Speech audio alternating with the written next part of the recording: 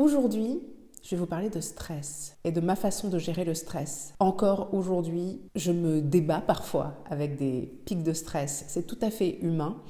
Si ce n'est qu'avant, il y a une quinzaine d'années, une vingtaine d'années, j'étais extrêmement stressée pour tout en permanence. Et je n'avais pas d'outils pour me séparer de ce stress en fait. Donc c'était vraiment très très difficile. Aujourd'hui, je suis toujours un être humain, donc j'ai toujours des moments de stress. Mais aujourd'hui, j'ai des outils. Et c'est ça le plus important. Pour moi, le développement personnel, ce n'est pas une histoire d'être parfaite, heureuse, bien, sereine, en permanence, à chaque instant. Moi, je m'intéresse plutôt au bien-être, au mieux-être et comment faire pour avoir des outils dans sa boîte à outils pour mieux vivre au quotidien. Et je vous en dis plus dans un instant.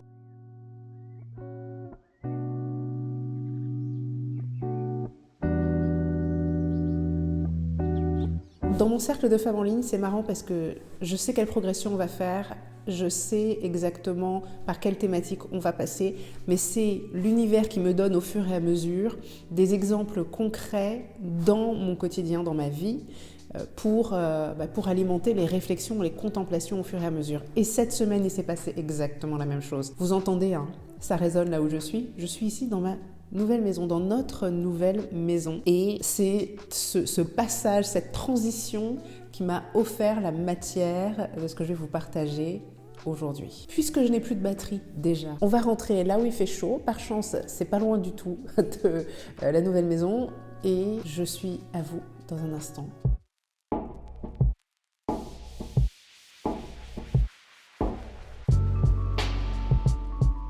Nous revoici au chaud, c'est beaucoup mieux. Le stress. Ces jours-ci, il est revenu à la vitesse grand V. Et quand je dis à la vitesse grand V, avec une intensité immense. Quand on a enfin récupéré les clés de notre nouvelle maison, on est allé la voir le soir même, de nuit. C'était la première fois qu'on y allait de nuit, qu'on y allait, qu'on la voyait vide. Et comment vous dire, c'était pas du tout... Ça n'allait pas en fait, ça n'allait pas du tout, ça n'allait vraiment pas du tout. Je crois qu'avant ce moment-là, j'avais pas pleinement réalisé à quel point ça avait besoin de rafraîchissement. Et ça n'aurait pas été un problème si on avait le temps de faire ces rafraîchissements et les quelques travaux qu'on voulait faire, genre électricité, poser du parquet, ce genre de choses, avant d'emménager. Initialement, il était prévu qu'on fasse quelques travaux de base, quelques rafraîchissements avant d'emménager. Les murs, le sol, la cuisine. Mais pour des raisons complètement indépendantes de notre volonté, nous sommes contraints d'emménager avant de pouvoir entamer quelques travaux que ce soit. Du coup, quand on s'est retrouvé là dans cette maison, volets fermés, avec un éclairage vraiment pas beau, l'angoisse, mon Dieu, c'était pas aussi bien que ce que j'avais en tête.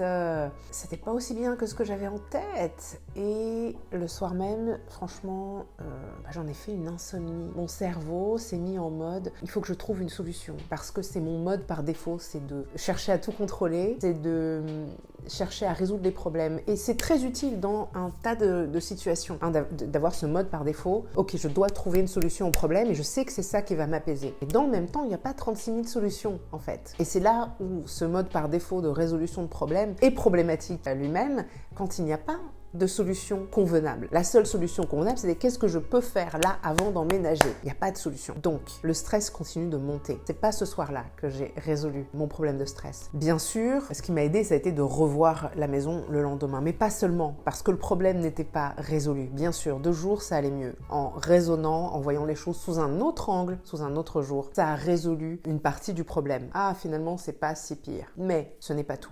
Je tiens quand même à revenir sur cette idée, sur ce fait de revoir la maison sous un autre jour, littéralement 2 jours, pour voir les choses sous un autre angle. Dans tout un tas de situations, d'autres types de situations stressantes. Bien entendu, une chose qui m'aide énormément, c'est de voir les choses sous un autre angle, sous un nouveau jour. C'est de faire cet effort concret, de me dire, bon, là, je vois les choses sous cet angle et c'est négatif et c'est stressant et ça ne me convient pas et ça ne va pas. Qu'est-ce que je peux faire pour voir les choses sous un autre angle, pour les aborder autrement, avec un regard neuf peut-être même. Donc, je peux faire le choix de me décentrer et d'observer la situation avec du recul, en n'étant pas dans la situation elle-même, en imaginant que c'est quelqu'un d'autre qui vit cette situation et que moi je viens porter un regard extérieur sur la situation. Déjà, ça nous permet de prendre du recul et de voir les choses autrement. Quand c'est possible, et bien sûr en ce moment pour moi ce n'est pas possible depuis 2 ans et demi, voire plus, une bonne nuit de sommeil bien entendu, pour voir les choses avec un regard neuf, après une bonne nuit de sommeil, souvent aussi, ça permet du coup de voir les choses plus facilement sous un autre angle. Donc ça, c'est les premières choses qui peuvent m'aider en cas de pic de stress. Et puis il y a des choses un peu plus...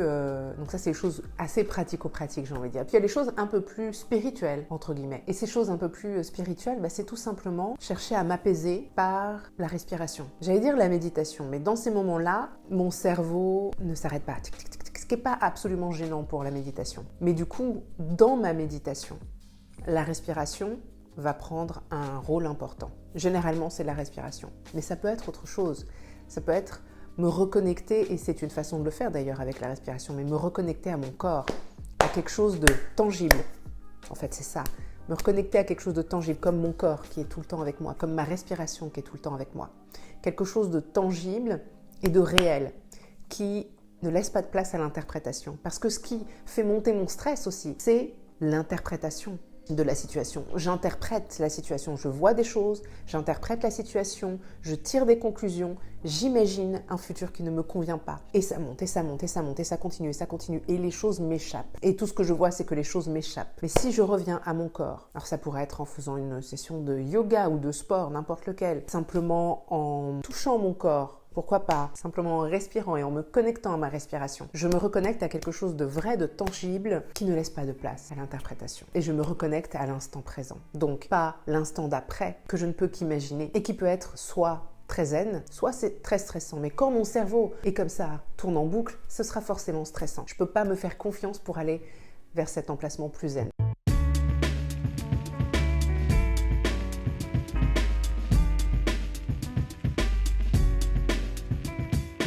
Quand j'ai fait ces choses-là, je peux revenir à mon cerveau. Mais mon cerveau, je ne laisse pas partir n'importe où dans ces moments-là. Je choisis intentionnellement de fixer mon attention sur des choses bien précises, à savoir me rappeler qu'est-ce qui est vraiment important. C'est pas toutes ces choses-là, des choses matérielles, pratico-pratiques, etc. La base de ce qui est important, c'est que ma fille, mon mari et moi-même, nous soyons en bonne santé. Que ma fille, mon mari et moi-même, nous soyons plutôt heureux.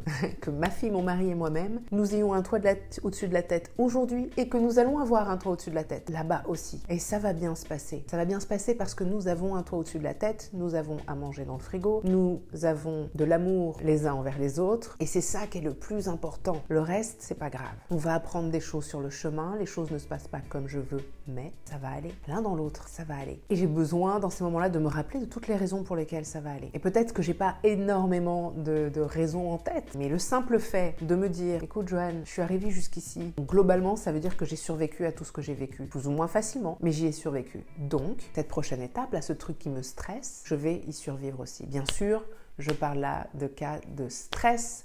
Je ne parle pas de situations dans lesquelles la vie est en péril. Je parle du stress du quotidien. Donc voilà, je suis là, ici, maintenant, pour vous dire que tout ira bien. Changer des choses dans sa vie, ça peut être stressant. C'est normal parce que le changement est souvent stressant. Mais on a la possibilité, le pouvoir, bien souvent, de faire baisser ce stress. Voilà, j'espère que cette vidéo t'aura donné des pistes, donné des idées pour t'aider à dealer avec ton stress. Si tu as envie de te faire guider dans le prochain chapitre de ta vie, je t'invite à me rejoindre au sein du cercle Renouveau. Le renouveau, c'est la thématique qu'on va aborder ensemble pendant 9 semaines. On commence le lundi 17 janvier, c'est dans quelques jours. Tu es la bienvenue. Toutes les informations sont sur le lien qui se trouve ici. Si tu as des questions, n'hésite pas bien entendu à me les poser, je me ferai une joie d'y répondre. Et puis je te dis à très bientôt pour la prochaine vidéo.